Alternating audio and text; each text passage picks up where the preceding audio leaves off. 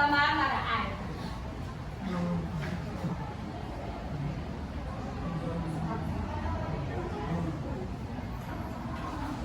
Ayan, bali naman po sa inyong grupo.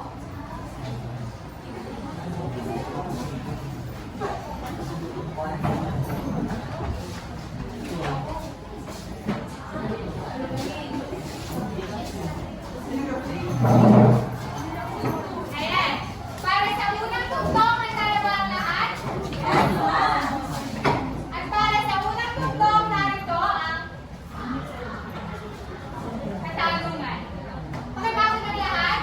Walang ano, walang hugis, ngunit nagbibigay ng init at ligaya. Hindi mo mahawakan, hindi mo makita, ngunit sa puso mo, ito'y nadarama. Ano ito? Ang inyong 20 segundo ay magsisimula na. Sino muna grupo? Grupo na? Luto. Ayan, ito po katanungan, pag-ibig. At tama ang dalawang pangkat. At bigyan natin sila ng idol club. Isa, dalawa, tatlo. Isa, dalawa, tatlo. Idol! 1, 2, 3, go! Isa, idol! Ayan, para sa ikalawang tugtong. Halika na nakatira sa puso, ngunit hindi nakikita ng mata mo. Galit. Galit. Ayan, tama ulit ang pangalawang pangkat. Kaya bigyan naman natin sila ng ang galing-galing.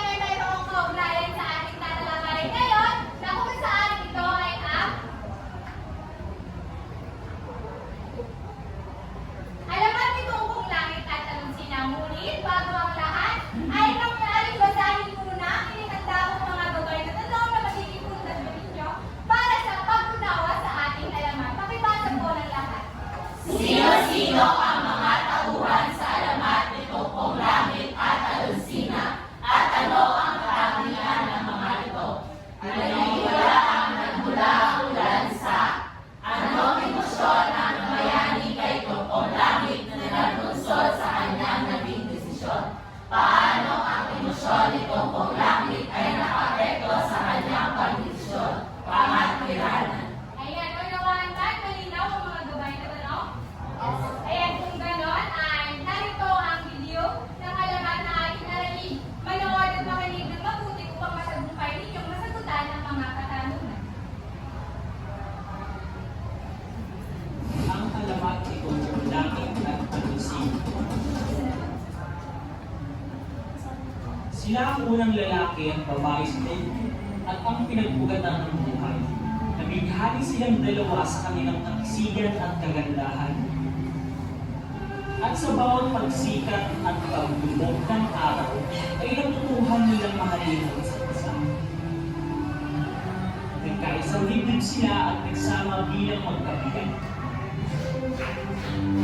Si Tungkong Langit bilang lalaki, siya ang nagtatrabaho at gumagawa ng mga mabibigat na gawain, at si Alcina bilang babae, siya ang naiiwan sa kanilang tahanan, at kaya hindi niya maiwasan na mainip na nagdulot naman sa pagtatalo nila dahil ayaw siyang payagan ng Tungkong Langit na tumulong kahit kung magkapares lang silang bathala na may kapangyarihan. Ngunit umiral pa rin ang pagmamahalan nila sa isa't isa.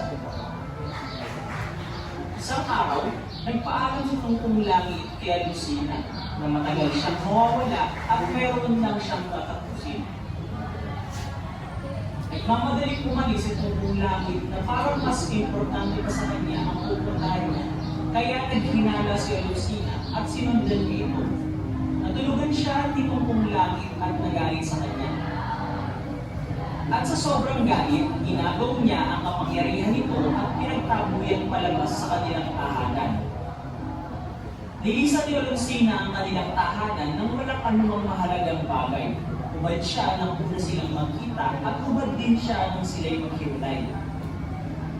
At nang matagal na siyang hindi nagbalik sa kanilang tahanan, ay nabalitaan niya ang pangungulila ni Tungkong Langit sa kanyang yakap at halik at sa bawat sandali na magkasama sila.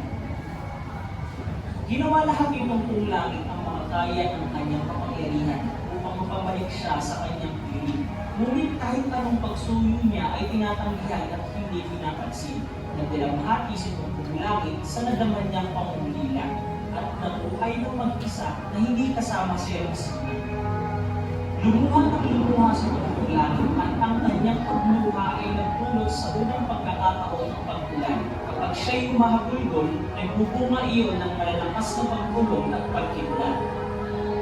Hindi man lang nalaman at nasilayan ni Tungkong Langit ang magiging sukli nila ni Alcina at ang pagiging isang pamilya nila.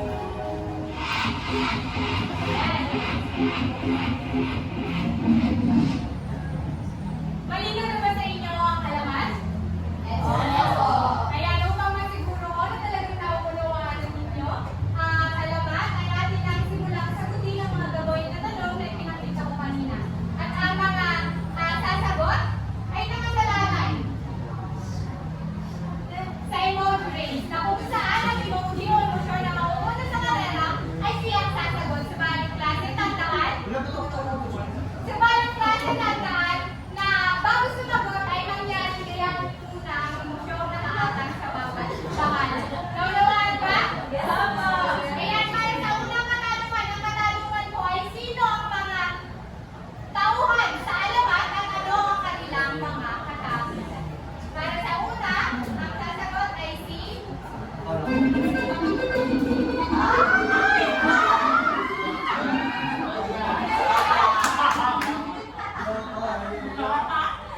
Ayan, katulad yung sinabi ko kanina, bago sumagot, mangyaring muna ang emosyong nakaatang sa'yo.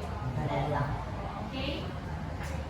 Yes. Ang mga tauhan sa kwento ay ang mag-asawa na si Tungkong Langit at saka si Alcina na kung saan ang katangian nilang dalawa ay para sa bathala na kung saan yung patagay ng kapatid. Si Tungkong Langit, siya ay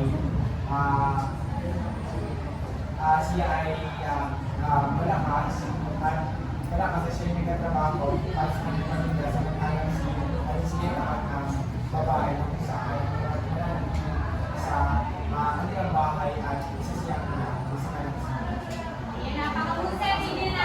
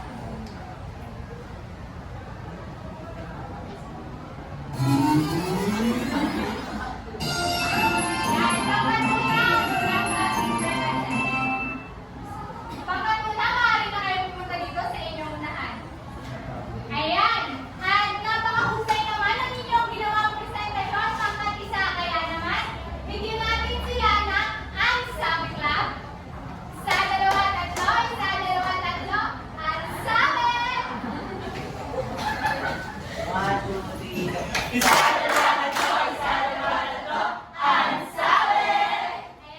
Para naman sa ikalawang represent.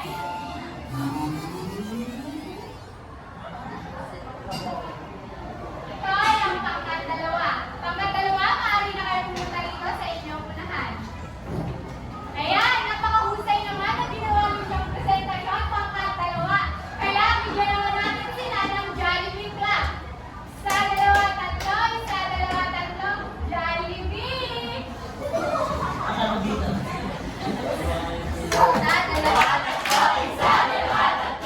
Jollibee! At para sa huling grupo, walang iba kundi ang pangkat-tatlo. Maaari na kayong pumarito sa unahan. Ayan! Napakagaling naman ng presentasyon na pinakita ninyo sa akin. Kaya naman, binibigyan namin kayo ng Darna Clap. Isa, dalawa, tatlo. Isa, dalawa, tatlo. Ding ang bato!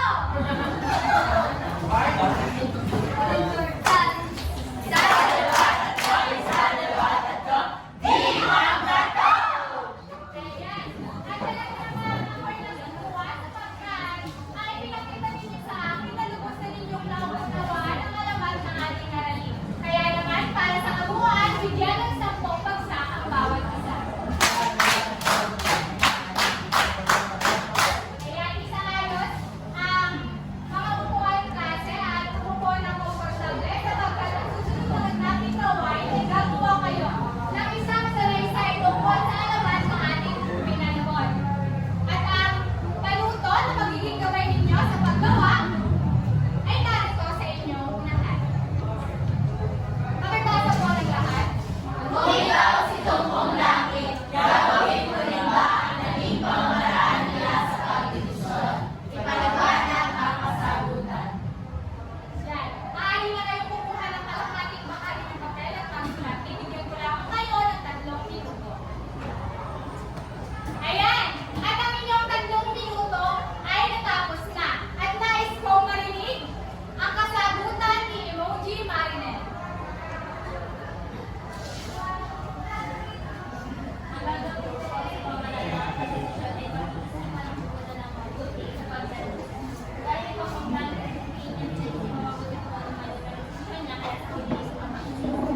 Ayan, napakahusay. Bigyan natin siya ng 5 bagsak. Ayan, ipasa paunahan ang mga papel na inyong isinagawa. Ayan, bilang paglalakad klase, ay mayroon ako rito hawak na pera. At ang 3 mag-aaral ay pipili sa 3 perang aking hawak. At pag natatanggap ninyo ang perang ito ay nangyari kung saan sapagkat ang bawat pera ay mayroong nakalagay na katanungan na nararapat ninyong sagutin. Naunawaan ba? Oo! Okay. Ayan. Titignan tuloy natin ang ating emoji race.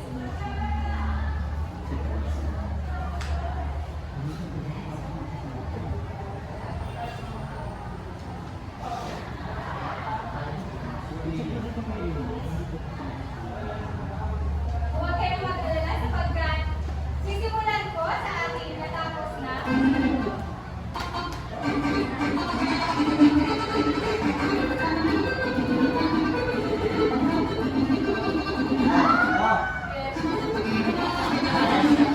Ayan, para sa una, mag-aaral, ito ay si emoji yan. Namari ka ng pagpili ng iyong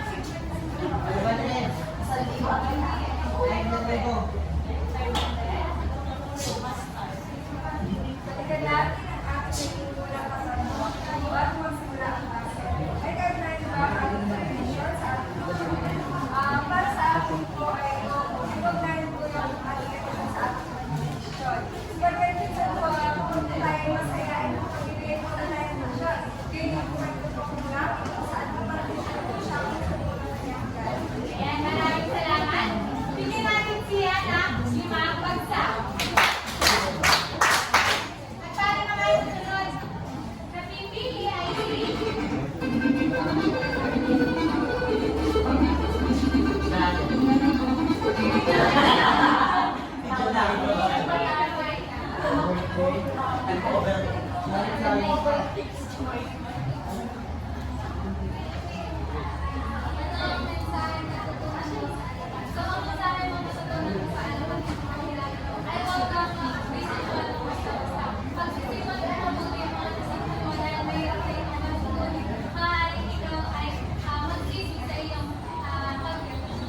Ayan, maraming salamat. Bigyan din natin siya ng 5 bagsak. At para sa huli,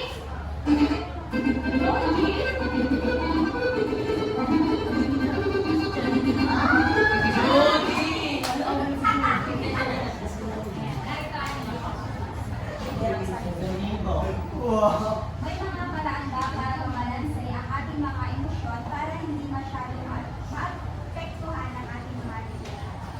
Opo, ang kinakailangan po muna natin paglaan ng ilang oras para makapag-isip tayo na mas mabuti at maging mas maayos yung aming pag-isip. ayan, maraming salamat. Ayan, ako yung po sila natutuwa sa pagkakas. Ang kami po